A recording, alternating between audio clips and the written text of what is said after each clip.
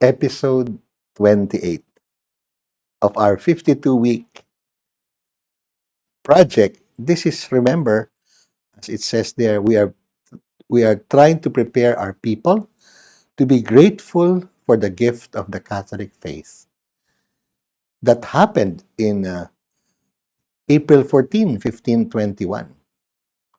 What is that? The baptism, the first baptism of King Humabon that was named Carlos and his wife Juana in Cebu.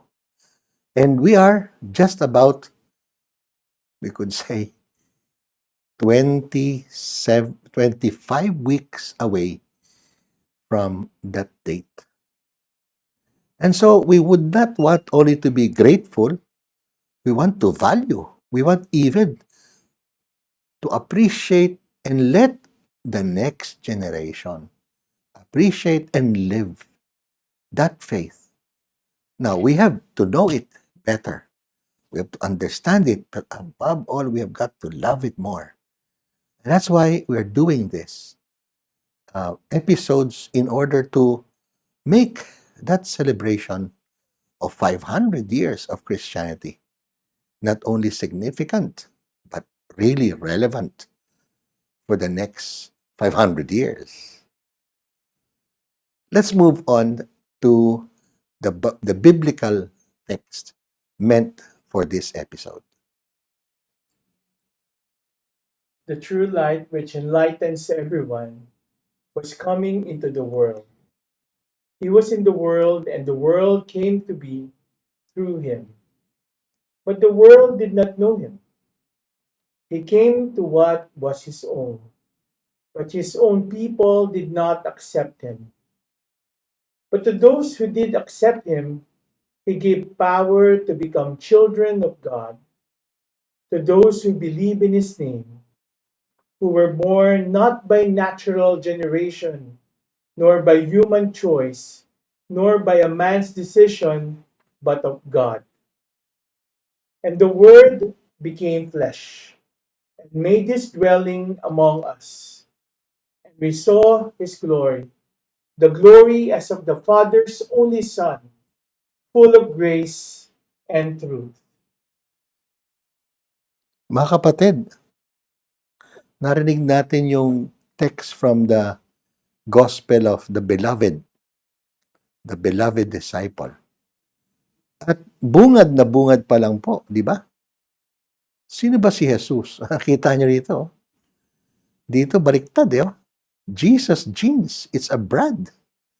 Kasi sometime back doon sa Italy, lalo na sa Italy, the most saleable slacks in Europe was the Jesus jeans. Bakit? May pagka-subliminal ginawit nila, no? Dati-rati, meron pang memory of Christianity. Ngayon, wala na pong Jesus jeans. Wala na po yan. Bakit? Very secularized po sila. Sa Israel naman po, naku, ang daming tao po na nagbebenta ng mga kung ano-ano. That's the olive wood factory sa Bethlehem. This is a Christian. Pero may kilala po ako doon na nangongmission sa kanya kasi Jewish guide. They talk about Jesus, but they don't believe in Him as a Messiah. Alam nyo, hahanga kayo sa kanila kasi they can speak about the life of Jesus, pero wala. They don't believe in Him as the Messiah. Ito nga, like Jesus jeans, these people cash in on Jesus. Hindi lang naman sila dun yung ating mga sellers of statues, religious articles, lalo na sa mga shrines natin sa Baclaran, sa Antipolo, o dyan man sa Quiapo. Ang dami, no? But do they have a knowledge? Bakit? Ano ba ang kabuluhan ng napakaraming rosaryong ito? Now, our reading, sabi sa atin, Jesus is the light. The light from whom all the world came to be. Pero sabi doon, and yet to this very day, hindi siya kilala. Pinili niya ang Israel maging cradle ng kanyang Christian faith, pero to this day, These people, as I said, do not accept Him. Ang ganda po nito, no? May liwanag galing sa labas. Nag-iba ang kulay nung tinamaan ng liwanag. Pero yung ibang lugar, kita nyo, madilim. Tingnan niyo po yung kulay blue. Blue pala yung wall na yon. Pero pag tiningnan mo yung hindi tinamaan ng liwanag, ang dilim. Pati naman dito sa kanan natin, no? Madilim din. Ganyan po eh. It is obscured when the light does not come in. Kasi po, hindi naman nakakabilib sa maraming tao na si Jesucristo ay tunay na anak ng Diyos. Bakit? Eh, napakasimple po ng kanyang buhay. Very trite, very ordinary po. Kamukha po itong gandang senaryo. Si Jesus nadapa. Aba, ang anak ba ng Diyos nadadapa? Kailangan bang tulungan ng isang ina? Pero ganun po eh. Ganun po eh. Kasi ang anak ng Diyos, kagaya ng matalas ng ginagawa ng Panginoon, pero this time, in the flesh, nais siyang makasama ang sangkatauhan kasi humiwalay tayo sa Kanya. Pero hindi po ganun. Nung panahon, di ba, ng sinasabi nating panahon ni Adam and Eve, ano nangyari in that time? Abay, kasama nila ang Diyos. Kabahagi nila, hapon-hapon, di ba? The Creator will visit the couple. He made him in His likeness. Friendship, closeness, fidelity. And yet, ano mo, pagkatapos noon, nakalimutan nila. The thickness of the human spirit. And this is the lament na sinabi sa ating gospel today. Yung sinabi bang, He came to His own, but His own did not accept Him. He came to the world that was made through Him, but the world did not know Him. Nakakaya ang tao, pero nakakatuwa ang Diyos. Hindi po siya nagbabago. Parang liwanag siya na tuwing umaga, umubungad. Nagbubukang liwayway. He always comes. He never gave up on us. As His only begotten Son, He showed how He loved the world so much. Bakit? Kasi ang Diyos is faithful. Trustworthy is His name. The trustworthiness of God is as sure as the light of dawn. Kaya mga kapatid, naghanap po ako talaga ng isang kabataan na nasa dilim ng pananampalataya sa Hong Kong. At siya po ang magbibigay ng patotoo.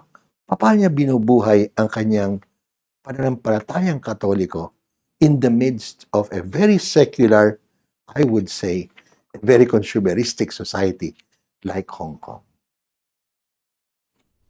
Good evening, everyone. My name is Isis Manuel. I'm a 22-year-old Catholic from Hong Kong, where I reside with my parents and 4 siblings. Being born into a Catholic family, people would think that I have always been deeply immersed in the faith and conscientiously living it out.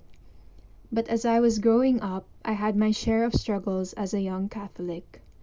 I would hear Mass on Sundays, during Holy Week, and even on my birthday, attend catechism classes at church, go to confession, and my family and I even prayed the rosary every night.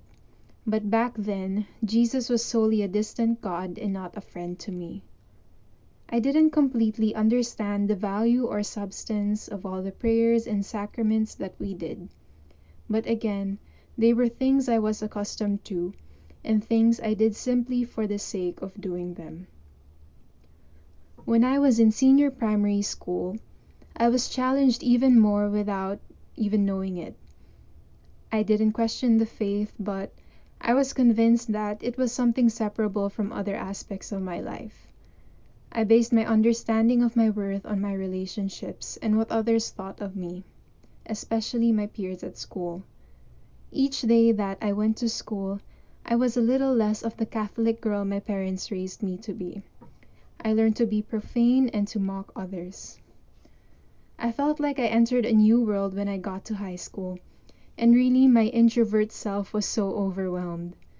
I thought the only way I could feel comfortable and find my place in school was if I acted in a way that would please my classmates. So just like in primary school, I continued to equate my worth to the state of my friendships and others' opinions. It was at the same time that I started serving and became active in the youth ministry. It was there where I learned that there was a lot of room for me to grow closer to God. I loved being with my fellow youth members, partially because I was doing things my parents taught me, but more so because most of them were family friends I grew up with. While my faith was an important component in making life decisions, it seemed so difficult for me to integrate it into my life as a high school student. Many thoughts would run in my head, like my classmates would never understand what I do in the community. People don't think those who go to church are cool, so I might as well talk about something else. Or sharing my faith would just make me lose friends. As much as I loved being part of the youth ministry, it felt almost impossible to be a young Catholic and a student in school with non-Catholic peers at the same time in the same place. My inner battles were the same but took a turn for the worse. Although I re-encountered Jesus through the youth ministry, my heart, let alone my eyes, were not fixed on Christ. I spent a lot of time out with my school friends. I learned to lie to my parents and focused less on my responsibilities as a student. My desires were split between being who God created me to be and being who others wanted me to be. I wasn't aware that I was seeking to be loved and noticed in the wrong places. And just when I was finally learning to fix my eyes on God and was led closer to friends who I could be myself with, my worldly desires got the best of me again when I entered into an underground relationship months before I graduated from high school. It drew me further away from God, the youth ministry, my family, and even myself. Although this was at the back of my mind, at that point I was so sure that the relationship was where I could be noticed and appreciated. I was so afraid of being alone, so afraid that I wouldn't find love again, and these fears made me hold on. But truly, God is so merciful. Despite how distant I was from Him, God nudged me, saying, "If you just let me, I will love you with the kind of love that you need, the kind of love that you deserve. Don't be afraid to let go and just hold on to me." And I knew that deep down in my heart, I wanted to let Him in. But I was so scared of hurting another and so scared of starting anew. But God didn't give up on me. He kept nudging me until I finally opened myself to Him, for Him to enlighten me and to renew me. Now I would be lying if I said that I felt renewed immediately. A part of me still felt broken, was still longing, but this time around it came with a touch of hope. That this fleeting brokenness I felt could never compare to the restoration God was going to do with my heart. I also felt very anxious, not knowing what my surrendering then would lead to, but it was enveloped with peace, knowing that my desires and my plans were now in God's hands, who is far greater at dreaming and planning than I am. Looking back, there are times when I regret the way I acted when I was younger, embarrassed at the thought that I was swayed to act according to the ever-changing trends of the world. But all these experiences paved the way for me to find God, to seek Him, and to re-encounter Him more personally. All the experiences, though hurtful, helped me realize that I was blindly and unintentionally following Him. Yes, I am blessed to have been born into the Catholic faith, but as a young adult who can make decisions, I am also called to commit to the decision of choosing God every day, not making Him a part of my life, but making Him the source of my life. Growing up as a teenager, I was very much involved with the youth ministry, and if it weren't for the community, I know that I would have totally gotten off the right track, which is why I'm very grateful for my fellow MFC members because they have always been a support system to me and my true spiritual companions. Now that I'm a young professional, a lot of my time off work is similarly spent to my days as a student. I'm still an active member of Missionary Families of Christ, but I'm now in the single section. I'm also involved in the parish youth here in our area, leading the youth choir and being involved with catechism and youth activities. It's definitely not easy, especially because my free days now are just the weekends, time that I used to just spend with the family. Sometimes I feel reluctant serving because I'm not able to spend as much time with the family, and there are also times when I feel burnt out because my service seems so stagnant, I don't see the fruits of my service, or sometimes there are just so many activities in a week. But time and time again, God affirms me right when I need it. He affirms me that my sacrifices, though they seem little, are seen and that I'm growing right where I need to be. And I was affirmed even more of this desire to take part in the growth of the young when I landed my current job at the primary school here in Hong Kong. I still experience inner battles as a single young professional. I used to be so preoccupied with finding love that I forgot love has already found me.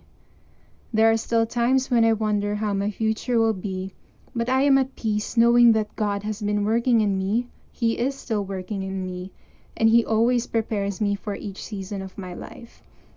And for now, I'm choosing to focus on the people God has blessed me with, to grow and journey alongside them as He surprises me with His plan for my life. At this point of my life, I've learned that the more I know Christ, the more that I love Him. The more that I love Christ, the better I serve Him. The better I serve Him, the more I discover my true self. And the more I discover my true self, the more my heart is filled with peace.